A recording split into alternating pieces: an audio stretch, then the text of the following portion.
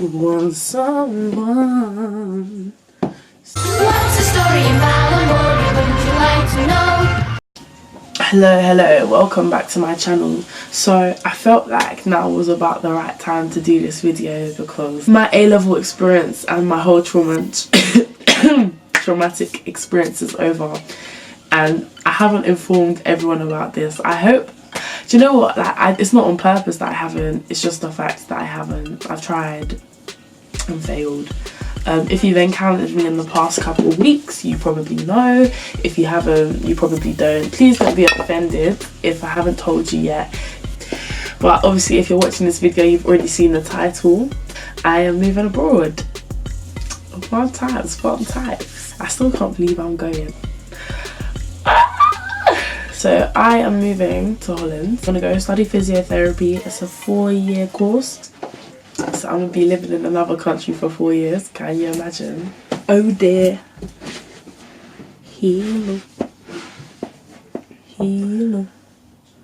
Hello. So it is a little bit of a testimony. I have to say, like, all of this is down to God's plan, God's timing, everything. So I'm just going to give you a quick rundown of my past year and how I've ended up going to uni in Holland. Basically. Yeah, originally I wanted to go to Nottingham and I wanted to do physio. That was the dream, that was the ideal thing that was going to happen. So with physiotherapy, when you apply, you've got to do all these interviews. I went to do all my interviews. Nottingham, I felt like that was my best interview. Like, it comes to all of the offers coming in, and I hadn't got an offer from Nottingham. My UCAS updated and it said that I'd been declined from Nottingham. Now I applied to 5 unis. I only got offers from 2 of them. My predicted grades were AAA, regardless of whatever's happened on this results day. My predicted grades were AAA, so my personal statement banged and my interviews went well. So there was no reason as to why I shouldn't have been accepted logically.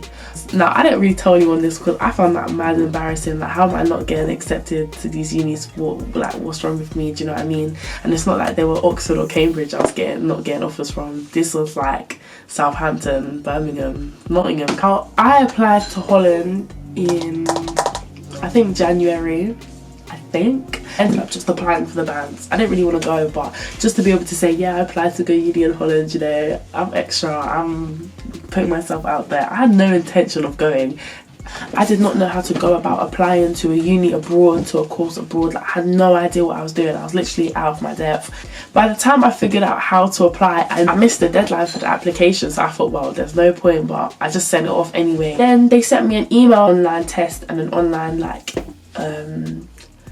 interview or something, I don't know, just some like questionnaires and stuff to answer. It was basically like an online interview. So I've done that, I've entered that, sent that off, cool. They've now invited me to come for an interview in Holland. At this point, I've missed deadlines, I've done things wrong. There's no way I should even be getting to this point. I was not trying to fly out to Holland. I had to get cover for work, I had to miss school. Everything was just like, nah, I was just like, what's the point? I'm not even gonna go uni there. Then my mum was like, no, you need to go. Okay, mum. Whatever mum says goes, in it. So she booked my flight, went with my dad to Holland. Now, when we was going there, we was meant to have an interview and a test. They sent us material to revise from for the test and things to do, like to prepare for the interview. I did not even open the documents. Then we stayed in an Airbnb, right? Outside of the door there was a sign. I can't remember what the sign said, but it was something to do with like God and family, and you know. And I was like, oh, it looks like they're Christians. You know me, whenever I see a Christian, I'm like, yo, my brother.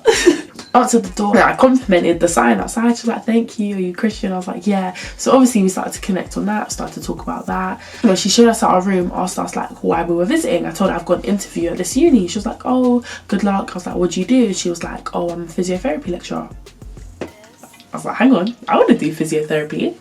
And I was like, where do you work? Hansa University. I was like, that's where my interview is tomorrow. So I was going for an interview for the course that she is a lecturer on. Like, how does that even this illness.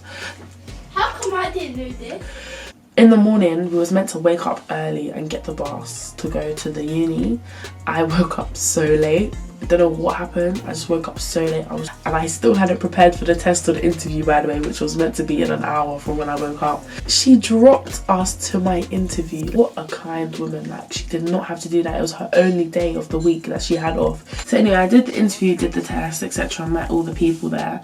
And just before, it was literally like, I think it was the day before I went to Holland, I found out that I got rejected from Nottingham. It was all kind of God's timing. Fast forward, come home from Holland, time goes by, and then obviously I get an email saying I got into the uni in Holland. So I'm in this predicament because I said if I get in, I'm gonna go. If I don't get in, I'm not gonna go. Then I emailed Nottingham asking why I didn't get in, and they told me that I performed like really well in my interview. If I still want to go, I can go. If that's really where I want to study, I can go. I just have to reply to her email. So obviously I got this, and now I'm discombobulated because everything was taken away, then everything was given back, and all of this was happening. And at this point I'm like, it would just be easier for me to stay in London. I flipped the whole script. I was like, let me go to Brunel. I can stay in London, I can stay near home with my family, make sure my mental health is all good. I can still study what I want to study, and I can also focus on my YouTube and other things, other ventures I want to do in life. There's so much more opportunities in London. Let me just stay in London. So I flipped the whole script, and I think it was because I started to get anxious about the future. I'm moving away from my family and stuff.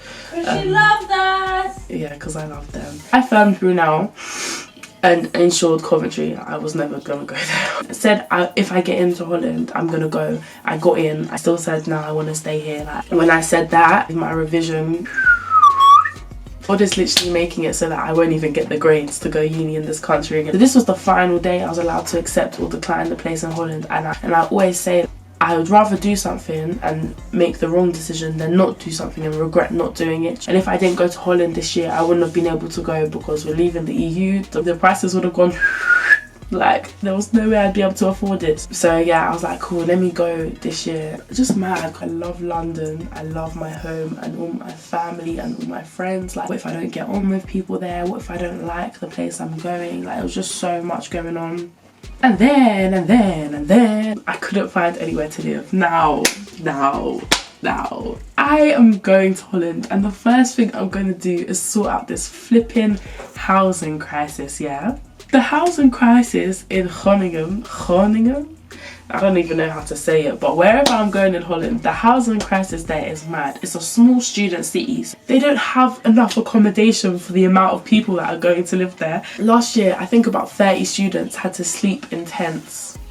Tents. As in camping tents. Their new country, their new uni, their new amazing experience, they had to sleep in tents. I said, if I have to sleep in a tent, I'm not going. That's too much for me. Me being the obnoxious me I am, yeah, I was like, I don't know if it's obnoxious or faithful or what, but I was like, no, it's fine. I'm gonna get somewhere to stay. I'm gonna find somewhere to live. I found somewhere, so I was like, this is cool. This room is nice. Like, the people I'll be staying with are really nice. Like, this is a cool, calm house, calm room, everything. Nothing wrong with it. But after this, I stopped looking for places to live because she said I can have it. Tell me why the landlord then said, no, I can't move there. I can't do what? At this point, most of the houses, most of the rooms are gone. I'm thinking, am I about to be homeless in this? Rah. That might sound mad to people, but that's how it works there. There's such a housing shortage that the landlords are allowed to be picky with who they want to stay in their house. I'm now stuck with no room. I've messaged like maybe 10,000 people, and big up my mum on this one. My mum was literally helping me so much because I was being so lazy with it. She was on Facebook all the time messaging people for me, signing up to housing websites like to try and help find somewhere for me. And I'm just not a stress head. Like, when things like this happen, I'm not like, oh my gosh, what am I gonna do? Oh my gosh. I was just chilling. I was like, it's fine, like, whatever happens, happens. Obviously, because I didn't really want to go, I wasn't really putting effort in either. Like, if I want to do something, I put effort in, I go hard at it. This housing search, I was not going hard at it. And then I got another place, and he was like, yeah, you can have it. And I was like, great, when should I send the money? He was like, actually, I've given it to someone else. And I was like, huh? So literally, this was like a repeat process It would either be, no, sorry, we only want Dutch people, or no, sorry, we only want boys, or no, sorry, we only want someone who's already in the country, or no, sorry, we've already found someone for the room, or no reply at all. I knew that God had something waiting for me. I wasn't too stressed because I knew like God was not going to let me sleep in a tent. No, this is not my destiny. This is not my portion. Knew that was not going to happen, and it didn't. Glory to God, I finally got a room literally last week. So literally 2 weeks or 3 weeks before I'm going, I've actually got a room. Like, how, talk about cutting it fine, but I've got a room. That's all that matters. Everything is sorted, contracts, payment, everything. Like, I'm actually moving there. God has set out work for me, and I have to go. Like, that's me being selfish if I don't go, because I said to God, like, I want to serve you, I want to go where you will send me, and I am going where he's sending me. So I was like, if I don't go, that's me going against what I said I wanted to do, which is serve him, and I know he's got plans for that. So I'm gonna be obviously moving to Holland now. So I will be documenting and keeping everyone up to date with my move, how I've been, uni, what uni's like abroad. Do you know what's so jokes? When I was younger, you know when you hear testimonies in church and people are like, we felt like God was telling us to go to Tanzania, so we went to Tanzania. I'd always be like to my mum, if you felt God telling you that, would you actually do that? Like, who in their right mind would move to a whole new country just because they think God tells them to? Like, in my head I was like, I will never do that. Like, if I felt like God was telling me to move to another country, I'll just convince myself I'm crazy. I just would not listen. Like, I would not have the courage to do that. And when I say when I was younger, that was one of my biggest fears, like God telling me to move to another country. Lo and behold, I am moving country at 18 years old. 18 years old, I'm moving to a new country by myself. Wow. But I cannot stress it enough, it is not through my own courage, my own strength and my own plan that I'm doing this. This is only through God, because I do not have the courage to do this by myself. I do not have the strength to do this by myself. If you would have told me even a few months ago, moving to a new country by myself, you're mad. You're mad. It just shows that God puts you in positions that you just don't expect to be in. Like, you never plan it for yourself. But I'm actually so happy and excited that I'm doing this now. It's an opportunity and an experience I'll never forget. Hopefully I'll get a new language out of it, new friends. I can serve God in Holland and make some impacts there. Like, God needs me as a vessel to go and do some of his work where I'm going. The closer you are to God, the clearer his voice is. The more time you spend with him, the more familiar his voice gets, the more you'll recognise it. Like, you know, if you was out in public somewhere and your mum called your name, you know that's your mum's voice, you know that's your mum calling you. Whereas if someone that you've only met once calls your name, you don't really know like who it is. The more time you spend with God, the more familiar his voice will become. One thing everyone should definitely pray for is discernment, like knowing between the voices of like the world and making things up and the voice of God. Pray for discernment between the two so that you know when God is talking to you. But like, I think some people think it's like a voice from heaven coming down like, oh Sophie, I am telling you, you need to move to Holland. Whoa. It's not like that. Like, God communicates in so many different ways, through other people, through signs. You might actually hear his voice through dreams, and like, I can't enlist all the ways because God is limitless. Like, and for this trip, honestly, I have had God speak to me through prayer, through dreams, through other people, through signs, through everything. Honestly, every way possible, I think God's communicated it with me. So if I was to ignore him now, I would be an idiot. It's just important to really be in tune with the Lord and really listen to like what he tells us to do. And at the end of the day, the plan he has for us and where he's sending you, it might not be as dramatic as moving to Holland. Like, no matter what the task is, it's for the greater good. It's to serve the Lord, and also it will help you grow.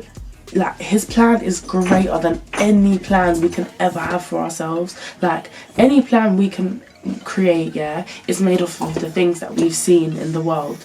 God's plan for us is something the world's never seen. It's something unique, specifically tailored to you, and something that your mind can't imagine, because our imagination is based off of only what we can see on the world. God is bigger than this world. God is so much bigger than this world. He's got so much in store for you than just this world and these worldly things. So we should always trust his plan more than ours. He can see the bigger picture. He can see everything, and that's that. So personally, I'm gonna trust God's vision over mine. I want to read some verses, obviously, as we do. It's a ritual now. Okay. Proverbs 3 verse 5. Trust in the Lord with all your heart. Do not lean on your own understanding. When I say our understanding, we don't know Pim. We don't know Pim nada. Anyone who thinks they knows everything knows nothing. Submit your life to him. Commit your life to serving him and loving him and doing what he wants you to do, and you will prosper. And this verse really helped me. This is Deuteronomy 31 verse 8. Do not be afraid or discouraged, for the Lord will personally go ahead of you. He will be with you. He will neither fail nor abandon you. Like, wherever I go, God's already gone there first to make sure everything's safe, to clear the hazards, to lay out the path. It's literally like our life, when we follow God, our life is like a red carpet. God has gone ahead of us. He's gone before us to make sure that the plan is all set in place, everything's all set up. We're literally strolling through a red carpet. We don't have to worry about anything. As long as we're listening to God, we don't have to worry about anything, you know. We've just got to live, we've just got to serve, we've just got to follow and just listen to his word. So yeah, that is my kind of testimony / story about me moving to Holland. I can't believe I'm actually moving. That is so mad. Anyway, yeah, if you want to ask any questions about me moving to Holland or my uni or my A-level experience or anything like that, just let me know. Contact me through my socials in the description box or leave a comment or whatever. If anyone wants to pray for me on my new chapter, my new journey, please do, because I need it. Thank you so much for watching. Deuces.